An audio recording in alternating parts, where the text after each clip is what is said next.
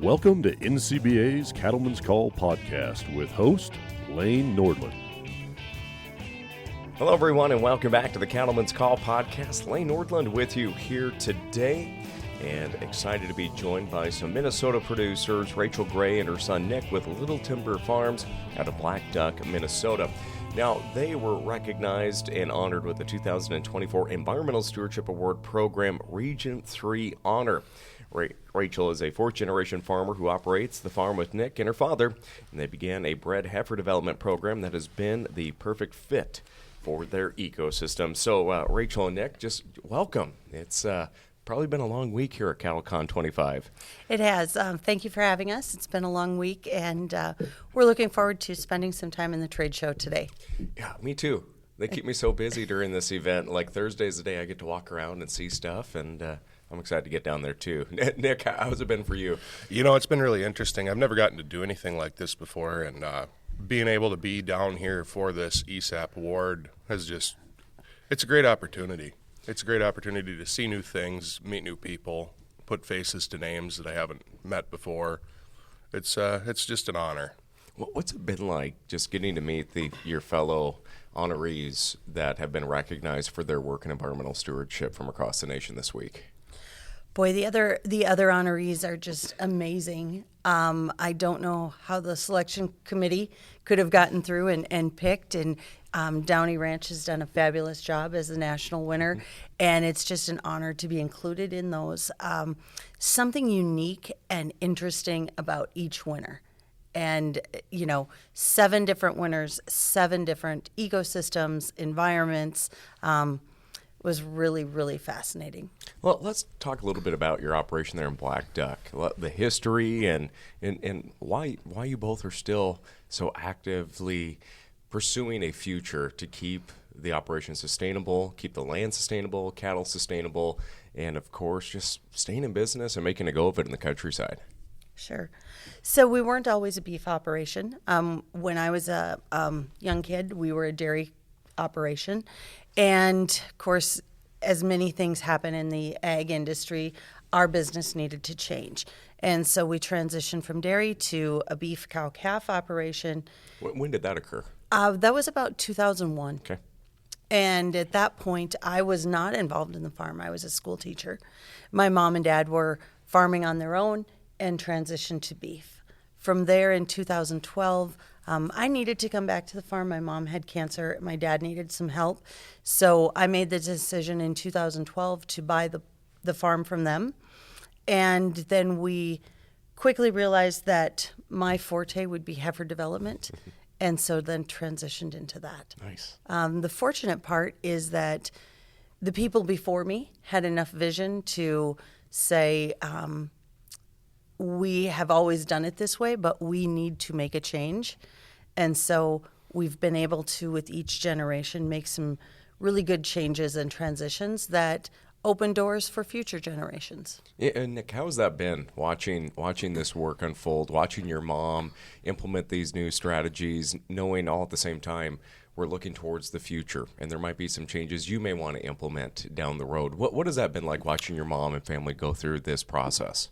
You know, just like every family, we always don't see eye to eye on everything.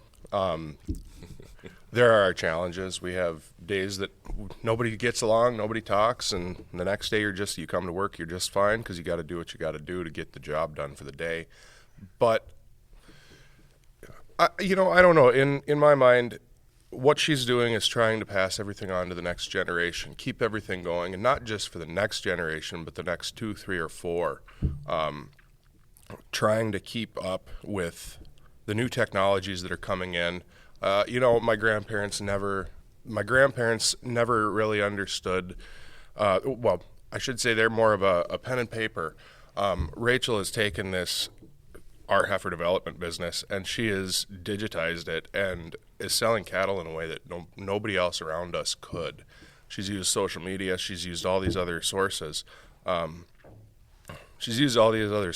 To kind of sell cattle, reach out into a new way, and it's something that's going to keep going on and on for me and for my kids and hopefully theirs. So, Rachel, what were some of the biggest maybe changes that you implemented that at the time where people might have said, "Gosh darn, why are you doing that?" Well, maybe on the cropping end of things, or again going to that heifer. And what were some of those changes you made in management? Well, you mentioned cropping. I think the first change that really was prior to me was that my dad was very progressive and looked at our crop ground and said, I think that this is more conducive to cattle than crops. We are 60 miles from the Canadian border. Our growing season is very short. We also live in a really unique environment that is extremely wet. And so we have a hard time getting crops to grow.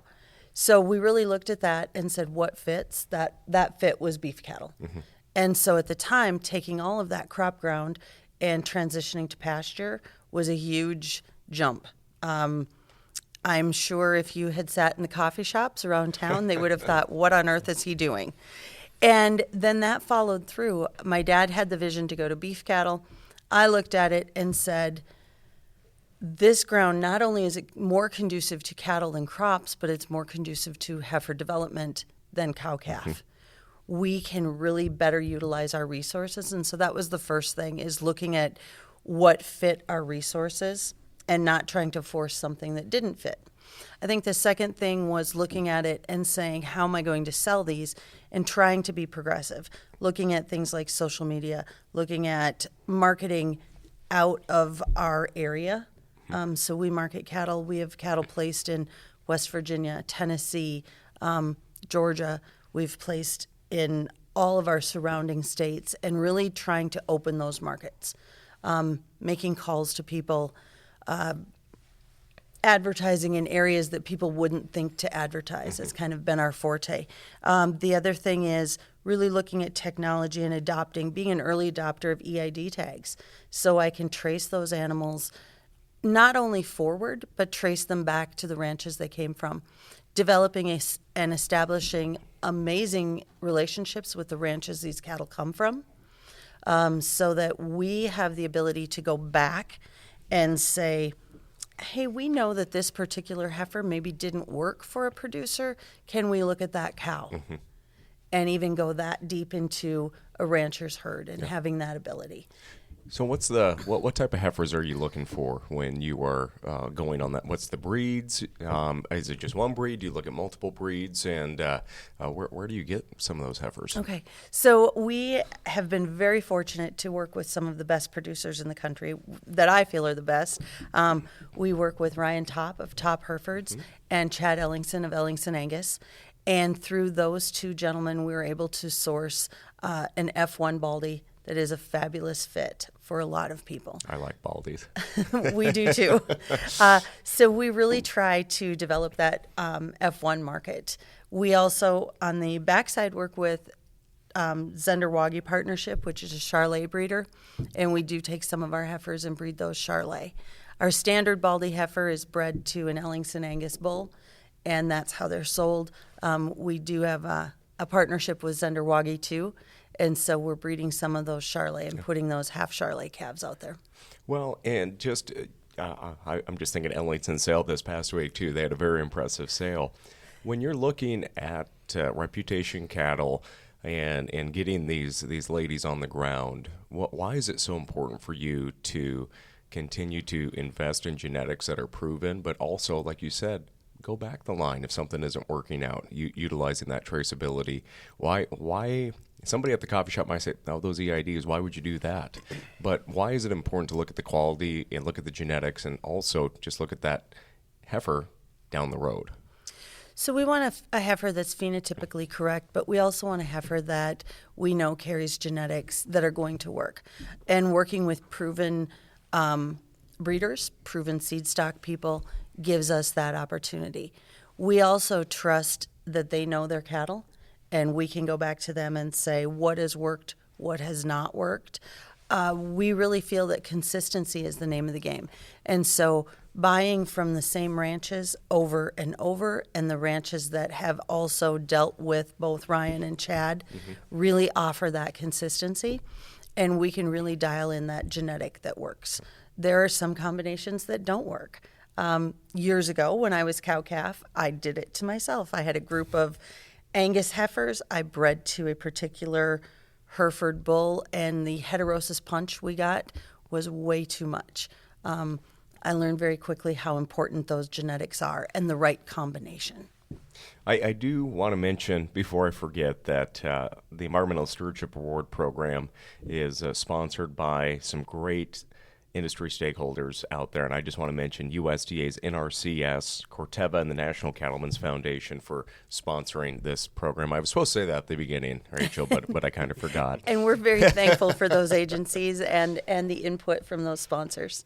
And as we look at that, sorry, I don't want to take this all on the cattle route because I get excited talking about cattle. But when you're looking at running these cattle out on the landscape, and as you mentioned, your operation was set up for developing those heifers. What are the factors behind that statement when you're looking at the ground that you have, the grazing opportunities? What does that look like? What's your grazing plan look like? Well, we use a modified rotational grazing system. My grandfather actually came up with it with the help of Larry Volt at NRCS. He's at NRCS, I believe. That was in the early 2000s that they came up with this idea. It was one of the first systems in our area. We were one of the first farms in our area to use rotational grazing. We can grow, like Rachel said, we can grow grass. We can't grow crops very well. We're too wet. This last year, we were a month and a half behind getting our corn in because everything was flooded. So there's always environmental challenges. On top of the environmental challenges, there's honestly labor is an issue at times. It's the farm is my grandfather, my mom, and I, and we have one hired hand that he sticks around, high schooler kid. He helps us a lot. Not only, like Nick mentioned, are we wet and we have those soil types that really hold the soil, but our rotational grazing system is set up to really utilize the best grasses. We have a variety of grasses and forbs that really lend itself to rotational grazing. In the winter, we're also able to essentially bale graze these cattle. If you were to come to our place right now in the winter, you'd see we have a little bit of a modified bale grazing because we do use bale rings, but they're moved every 3 days. That way we kind of keep that little bit of the organic material that we do want on the soil, but we also are still not wasting a ton of hay because in our area it's very expensive. Do you put up your own hay or do you buy it? It's about 50-50. We put up a couple thousand bales and buy 1,000. Yeah. And as you look at that, what are some other resources that you utilize in your pasture management, maybe soil sampling, looking at those opportunities and the resources that are available too from Extension or NRCS and whatnot? Yeah, we every year we try to go around and test most of our pastures and our fields that we run, the little amount of crops that we do, and our hay fields. It's very important for us to keep an eye on what's going on with the microbiome of the soil, see how the root health is doing, and how just the soil is acting in general. It's very important to keep that maintained well. If you don't maintain your grass and your ground, then that's your foundation. If your foundation isn't solid, everything else crumbles. We had a drought back in 2022, I believe, right? It was 2022 or 2021. And everybody in our area, they were out of grass, and we lasted probably an extra month on grass than most everybody else because I believe we have a really good soil health. We have a soil base that can hold a little extra water. The roots go deeper. Everything is just healthier because of the cattle. Those cattle are a huge factor in keeping good soil. Mm-hmm. We also work with Centra Soda, which is a technical service provider in our area, and they send out Amy, who's our soil technician, and she comes and works with Nick. They do infiltration tests, they do soil tests. Also, we collect manure samples. and so that we know that in some areas, and Nick can talk more about that because if we do plant a crop, he's the one doing it. And we know that the manure that we are putting back on the soil, what is there and what we need to add, if we need to add anything. Yeah, expand upon that, especially on the manure sampling. Well, Amy helped. She helped us with our manure management plan, and it's really helpful to see what you're actually putting back into the soil. It really helps when you have a full picture, not just this is what we're going to do this year. And when you have a full picture of what's actually going on in your world, you can make an informed decision on maybe this field doesn't need any help, maybe it does. Yeah. Well, and you also have mentioned too. Obviously, it's a lot of moisture in your neck of the woods. What's the watershed situation, and maybe the impact maybe with cattle grazing and how that comes into your management plan? So I happen to serve on our local soil and water board, the District 2 supervisor, and we're in a really unique watershed. It's called the Red Lake Watershed, and if you're familiar or you look at Minnesota map at all, you'll see we have a giant lake in the middle of the state called Red Lake. And surrounding that lake, we have the Red Lake Tribe, which is our native Anishinaabe tribe in northern Minnesota. And that tribe is, the reservation is surrounded in that lake. And so working on the Soil and Water Board and with the tribal people, we've really been able to dial in to see what that watershed needs. And one concern in that watershed is that in the past, there have been a lot of cattle in a lot of lakes and streams and using that as a water source. And the goal is to kind of get those cattle out of those watershed areas that are essentially, they are impaired. You know, we do have some impaired watershed areas, and we want to be really responsible stewards of that. That watershed is unique in that it flows into Red Lake, and then it flows north. We're right at a continental divide. So that watershed then flows north into Canada and eventually into the Hudson Bay. So that is an environmental concern in our area that we've really tried to pay attention to. We have one tributary stream that runs through the farm. We've made sure we've got good buffers, good filter strips, and we're really cognizant of that. You know, what's it been like maybe educating the public about all that hard work? I think sometimes when people see watersheds and maybe you're scrolling on reels on social media or reading on Facebook that all these cows are in here, they're degrading, these people aren't taking care of their land. But what are some ways that the Soil and Water Board or the tribe or yourself have gone out to say, we are working to improve this. We are working to make sure that our natural resources are viable for generations ahead, and so they're not impaired. Sure.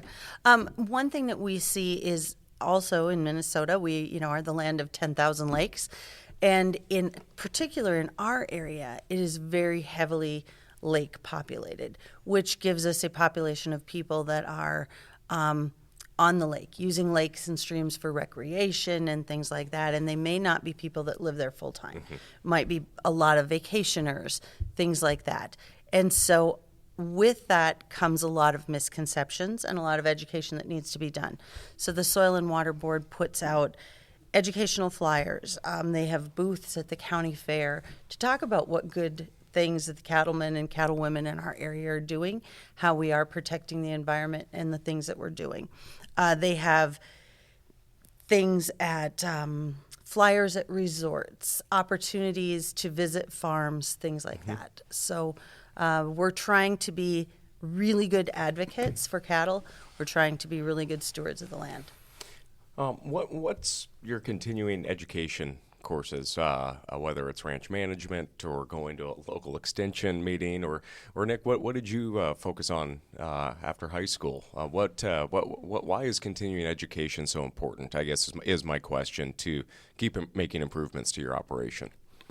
Right. Well, I didn't really continue my education after high school. I went right into the workforce. After high school, Mom said, "Get off the farm. You got to go." It's the best thing she ever did for me. I went out on my own. I got a job working for a directional boring company, and that really helped. It kind of opened up my eyes to the opportunities that could bring back to the farm. So I don't have any college education. I don't have any experience in that way. But as you grow and try to learn, you try to bring new things in, and excuse me. And that's one of those things that we brought in and actually finally got to implement this last year, with the directional boring. It's something that I knew about. It's something that I kind of brought to her and said, this is what we should be doing this. This will expand our pasture land for the winter, actually. Right now, half of our farm is completely shut down in the winter because we didn't have access to water over there for 6 months of the year when it was too cold, 5 months. And things like that where you can bring and add value back into the farm, I believe are very important. Did you partner? Sorry, on the boring net. Did you partner with any agencies or anything like that to help accomplish those goals?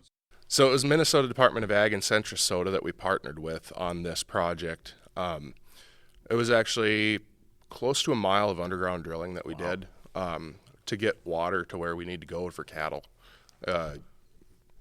We have now, I think, 4 different sections that we can add water to that we weren't able to before. So things like that where you can keep expanding, even because that side of the farm, the big problem is in the winter, you have all this manure that ends up on your pastures, and that side of the farm was kind of lacking. We weren't able to have winter pasture over there. Now we will, and it's just an added bonus. We have the cattle doing twice the amount of work on that side of the farm now where we never had them before. And the soil health, I believe the soil health will just keep increasing because of it. I think that's a really one really interesting and great perspective is that Nick brought that knowledge back to the farm, the directional boring knowledge. And it wasn't something that I would have thought of because I don't have experience in that. And when he looked at this particular wetland and we were talking about, it would be really nice to get water on that side of the farm, but we would have to drill a well and we would have to do all of these things. And he said, let's bore underneath. And I said, can we go that far? And he said, we can go as far as we need to. And so he actually called his old crew. We did get help from Minnesota Department of Ag. They had an extreme weather grant, and Central Soda helped us write the grant. And so received some help with some funding, not completely funded. I believe the project was probably a $30,000 project to get water there, and I think they paid like $10,000 of it. But it was a great, a good help. So yeah, without his knowledge in the directional boring world, I would have never thought of doing that. Some people get critical of when there is match funding or grants, whether it is from a government agency or from nonprofits. But from your perspective, how does this help? Obviously, it's helping improve your ranch and the impact that it can have in grazing cattle, especially during the winter. But I guess what's your response about the importance of collaboration? I think the collaboration is really important because it brings to light some things we wouldn't have maybe thought of. There was some extra soil testing. There was some extra looks, an extra set of eyes on some of the sensitive wetlands and the places that we went under, not through. I think that's really important. It also allows the Department of Ag to say, hey, we're really doing some good things here. How can we help other farmers and ranchers? And obviously it doesn't pay for a whole project, but it might give you the kickstart that you need to do something a little more creative that you wouldn't have done otherwise to save a natural resource. Yep. What are some of the challenges? I know we just talked about addressing the challenge, especially for the winter grazing, but what are some of the challenges that you face right now and are working to find a solution towards? I think one challenge is, I don't know. Gosh darn, you guys got it made over there. There's all kinds of them. I'm just rolling them around. Just trying to figure the right one. I think weather is always a challenge. Of course, we have extremes. This week, we had days that we were 30 degrees. We will be somewhere around 20 below next week. Cattle health is a challenge in those weather extremes, really keeping an eye and monitoring cattle health, making sure that you have plenty of bedding and windbreak and always being on top of that. Of course, I think everybody sees cattle health and weather as a challenge. Something that might be unique to our operation is redoing some old buildings, looking at how do we utilize what we have and the resources that we have there, and then making them better. We have an old dairy facility, and so constantly looking at how we can make that into something more usable for our beef cattle. The back has been done really well. Nick worked a lot on that, on how to turn our chute so that we can get it inside, so that we can be warm when we're working cattle. Because prior to that, we were outside and it was very cold, and bangs vaccinating in 50 below is not much fun. No. For years, when my grandpa was first starting out in the beef, everything was outside, and it was kind of backwards. The cattle were inside under cover. We were outside under the sun and the wind and the rain. That's how we've always done it. That's how we've always done it. And I don't know how many times I've heard that. That may be the biggest that challenge. That might have been the biggest challenge, is overcoming some of that. Is the words, that's how we've always done it. Yep. And I think we all fall into that once in a while. Yep. And with 3 generations very, very involved, there are days where one generation is saying, that's how we've always done it. And I'm saying, maybe we should look at this, and there's that negotiation Yeah. that is happening. Yeah. Well, speaking of 3 generations, but you also have another generation with your kids. Right. What's it like to be here sitting with your mom, to get the recognition this week, and know that the generations before you have put a lot of hard work into this? And what's in your mind thinking, how can I make this better for my kids, and what could they do for the next generation after them? Well, I'll tell you, it's some big shoes to fill. I've got 2 people before me that have done a lot. They've worked, they've given up a lot of themselves and put it into the farm and put it into family. My mom is actually a great example of this. When I was younger, she took in my friends that some of them had no place to go, and she'd feed them and clothe them, and it was amazing. And it's that family that makes it worth it. And I hope that my kids see the value in it, and I hope actually when I take over the farm someday, I really hope that I can actually make a spot for both of them. My brother doesn't really, he's a miner. He doesn't really want to go back into farming, and that's fine. But there's always a spot for him, and she's made a spot for him, and that's very important, that you have a spot for your family. You're able to come back if they want, if they can add value and bring back something to the table that everybody can use. Hopefully with my kids, I hope to be at a position when they're willing and ready and willing to come back, that I have enough to bring to them that it encourages them to come back. I really hope that someday I can work with my grandkids too. And yeah, that's the goal, to keep going on for another 3-4 generations after me. That is the emotional part for me, is making sure there's room for everyone. Like Nick said, he's my oldest son. I have a younger son who works in the mining industry, and if and when he's ready to come back, it's my job to make a spot for him too. And that's the goal, right? And the grandkids are the goal, and making sure that there's always room. We have a motto on our farm that wasn't just me that grew up there. It was my brother, and I had 4 cousins that also grew up there. And I have told all my cousins, as your kids grow, if they need a summer job, they're welcome to come back. We will make room somehow for them. So last year we had 2 children from my cousins, 1 kid from Kansas, 1 kid from Wisconsin, and they just came back and learned the ropes. They stayed on the farm with their grandparents, and I think it's just important to make room so that if you've been part of the family, you know you have a place and a home to come home to. Yep. Well, I know you got a busy day ahead of you here, but just any last thoughts just about environmental stewardship, raising heifer or developing heifers, and just agriculture in your neck of the woods?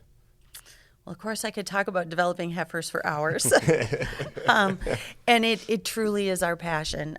But our other passion is making our land better and preserving that land for the next generation, which I think if you pulled any random cattle producer off that trade show floor today, they would say the same thing. And that's one thing I would like to leave people with is knowing that there's 3,000, maybe 4,000 producers here, and every single one of those producers has the same goal: to leave the land better and to provide a living for their family and to pass that living on.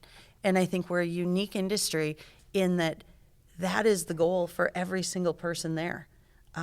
You could pick 100 people and 100 people would give you that answer, because it truly is the passion that we all have. Nick, any last thoughts? Rachel's right. That is the main goal. It's the goal is to improve, keep going in the right direction. Everybody's going to have a backslide, but to pick yourself up, dust yourself off, and keep going, and keep making the land better, keep making the world a better place, keep feeding the United States and the world. Without farmers and ranchers, there'd be no food. So it's a very important thing in what we're doing, and I think finally people are starting to recognize that. And family is probably one of the most important things to us on our farm, along with the environmental stewardship, keeping the land, and if you don't take care of it, it's not going to be there for the next generation. Well, again, I want to thank you both for taking time here today, and congratulations on that Region 3 honor. And a big shout out to USDA's NRCS, Corteva, and the National Cattlemen's Foundation for their support. So thank you both, and hey, have a great winter. Thank you. Thank you. With that, friends, thanks for joining us here on the Cattlemen's Call podcast. I'm Lane Northland. We'll catch you next time. Thanks for tuning in to NCBA's Cattlemen's Call podcast with Lane Nordland. For more information, visit ncba.org and make sure to subscribe to the podcast today.